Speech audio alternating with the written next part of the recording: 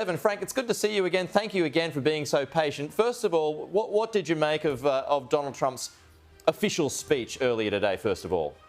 Well, he was on brand, Peter, is what I would say. Thank you for having me on. I think, but he was true to type. He was treating it more of a campaign rally, if you will, speaking to his base, going over his core themes about immigration, energy, political correctness and wokeness and gender identity.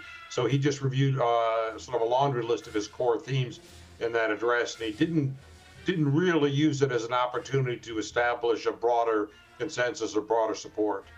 So which Trump do you think we're going to get now? The Trump who gave his official inauguration speech, or the one that we just saw then, which was back to, as I said, the freewheeling Donald Trump? Yeah, well, he enjoys the bombastic rhetoric. That is certainly true. He enjoys the theatrics. He enjoys the audacity. And by the way, I would say he's good at it. But you're absolutely right. That doesn't necessarily predict what his government agenda will be. I think you're going to see him be very firm on some areas like immigration, deregulation, energy cost. I think he's going to be very aggressive on that.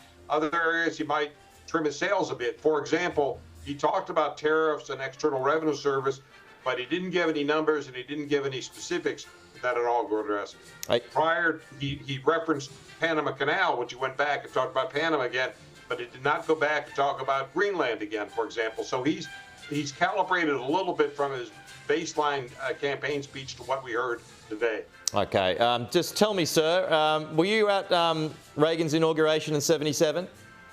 What you mean? The '85 one was the one that was canceled. Sorry, '85. Yes, '77. We were going to it. We were going to it. It was canceled or was moved inside. So no, I did not go. And it was darn cold. It's darn cold right now. So I think he made a wise decision to take it indoors. So you still think it was wise to do that? We were talking about this earlier, and you're quite right. '85, my mistake there. But I mean, I'd read that it was minus 14 degrees Celsius back in '85, just minus 3 today, which is still cold for Tom and Chris Kenny, who are there in DC at the moment. But still, the occasion was a good one today. Your thoughts? A closing remark here. I thought as a ceremony in terms of execution and so forth, it went fine. It went fine. He did a good job. The military band, the choir, the vocalist, the swearing in, the benedictions, all of those were, I think, well done and tasteful. So he had a good ceremony. And what will stand out from this is his remarks themselves.